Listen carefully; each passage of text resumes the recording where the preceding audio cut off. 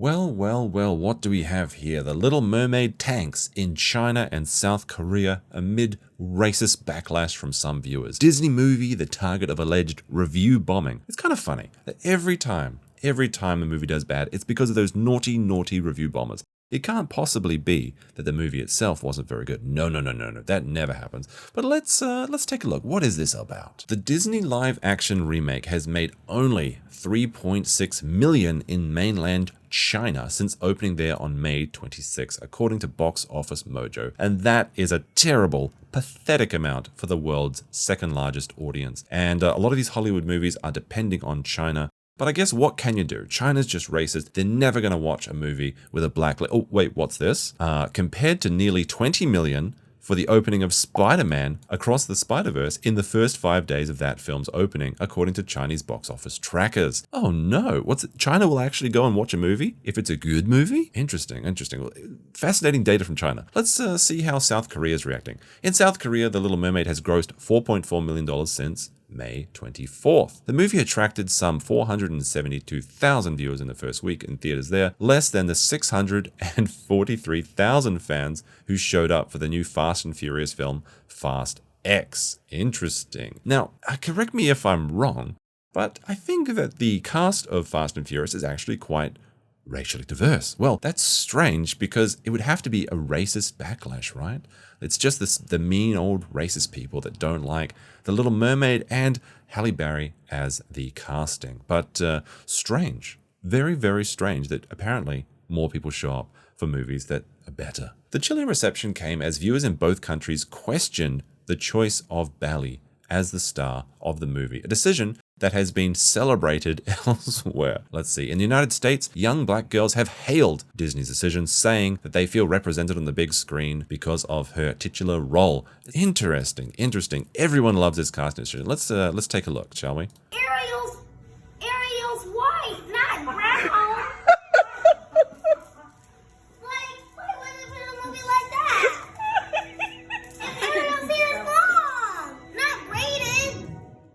Now, I'm not going to pretend that people aren't going to see this movie. The Little Mermaid has done well at the box office, ranking as number 2, I'm not going to say it, over the past weekend, which is only the second so far in theaters, according to ComScore. But on IMDb, the film has allegedly been hit by review bombing, a practice where users leave negative reviews on a title in order to lower its rating. The issue led to IMDb last week to warn of unusual voting activity and tweak how it calculates the ratings. But just imagine for a moment, your movie is so bad that they actually change the way that things are calculated to make it look better for people. Globally, the film has now brought in an estimated $327 million, with $186 million of that coming domestically and $141 million driven by international audiences. The world's second largest box office has contributed a negligible amount. Fans in mainland China have shared their objections to the movie. Oh no.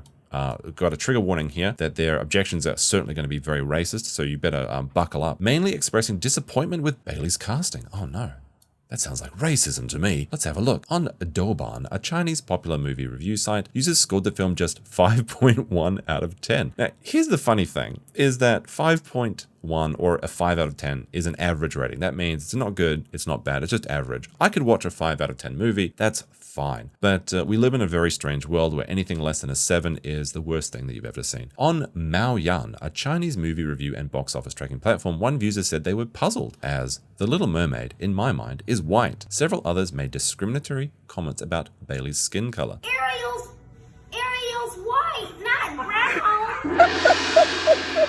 If you're going back and changing a classic, this is the main criticism that a lot of people have had of the movie, is that this is an unnecessary racial swap. They could have made as many different characters as they wanted. They could have made their own new mermaid, but no, they want to go back and change Ariel because it's a popular franchise and they can try and soak a little bit more money out of something before it's bled dry, essentially. This has been a thing that's been going on for years and everybody knows it, but if you talk about it, you're just in a racist review bombing bad, then probably from China. The fairy tale that I grew up with has been changed beyond recognition, one user on Maoyan wrote. Now that's interesting. That would suggest that The Little Mermaid is actually quite popular in China since they grew up with it as kids, just like most of us did. And this is what people are angry about. It's not because Halle Berry is black. It's because of these unnecessarily racial swaps and also the erasure of basically every redhead in Hollywood. Similar sentiment was found on social media in South Korea. One Instagram user wrote that the movie had been ruined for them, adding hashtag not my Ariel. Well, I guess if they'd cast a South Korean woman as the mermaid, maybe they could relate to it more. I guess you just can't relate to these movies unless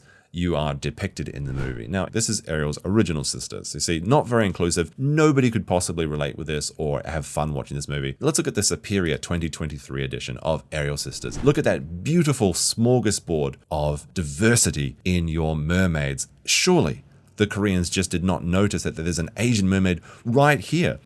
Now, when I look at this picture, I don't think about how inclusive it is. I think about how much mermaid puss has King Triton been slaying in the ocean. He's like Genghis Khan at this point. How does he have all these different ethnicity daughters? In Japan, where the film has not yet to open, it has also faced criticism from those saying the portrayal of Ariel appears to differ from the one they remember. Don't trample on my cherished childhood memories and the image of Ariel, one user wrote. Yes, the Japanese are very defensive of their cartoons and they don't like it when you change their waifus. Most of them have a Nippon waifu, but a few of those Westaboos out there do have a Disney waifu, and now that you've come for the waifus, they're not going to stand for it. Japan stands strong against these changes. But the problem is that Disney's not just facing reactions from audiences, even the government's getting involved. Chinese state media has also egged on such reactions. In an editorial published a day before the film's debut in China, state-run tabloid Global Times said it had caused a debate about representation in entertainment and highlighted the challenges of adapting beloved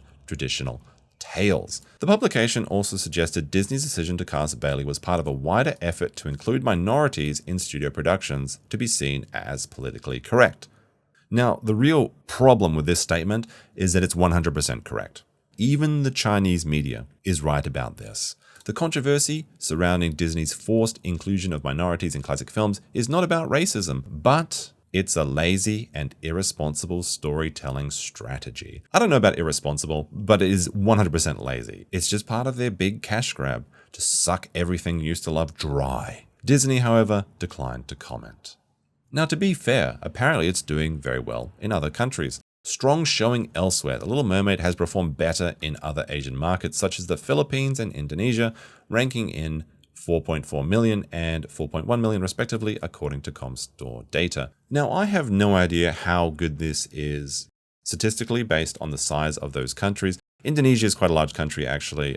Philippines, not so much. All right, so I just had a look. And while a lot of people think that Indonesia is actually quite a small country, it's pretty massive. It has 273 million people, and South Korea has about 53 million. So Indonesia is approximately 5 times larger than South Korea. So 4.4 million is terrible in South Korea, but in a country that's 5 times larger, 4.1 million is a strong showing. You have to really be careful about the way they show this. They always try and change it to make it look like it's a lot better than it actually is. Apparently, it also ranked the most popular film in Italy and the second most popular in Germany, the United Kingdom, Australia, Brazil, and Mexico over the past weekend. This is the interesting little statement here. Like, this is exactly what I'm talking about, over the past weekend. So I assume they're not talking about this weekend. So basically, it was the most popular movie until the Spider-Verse was released on, I think, June 1st. So it looks like they're taking non-Spider-Verse data into this equation.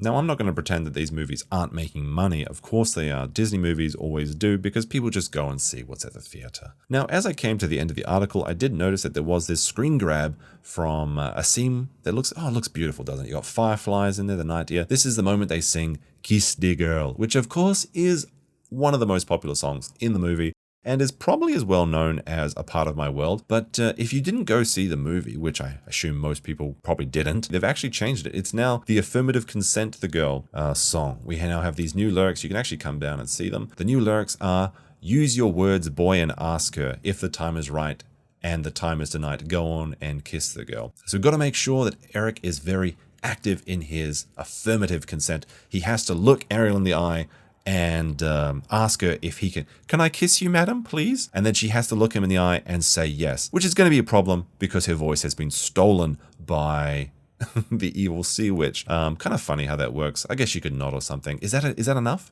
I'm not sure if that's enough. Now, this change to the affirmative consent the girl is so funny because the movie's also made another change, which is that Ariel is now a actual siren. She actually has a siren song that removes all agency from men and hypnotizes them and drags them into the ocean. It's kind of funny, don't you think, how Eric has to be sure to ask, may I please kiss you, ma'am? But Ariel can literally just make men drown to death if she so chooses with her magical powers. I guess that's just the way it works in the modern year. Men don't get to have any say in what they do. Anyway, if you like this, be sure to subscribe, like, leave a comment about what you thought about the movie, and follow for more trash opinions about movies. Cheers.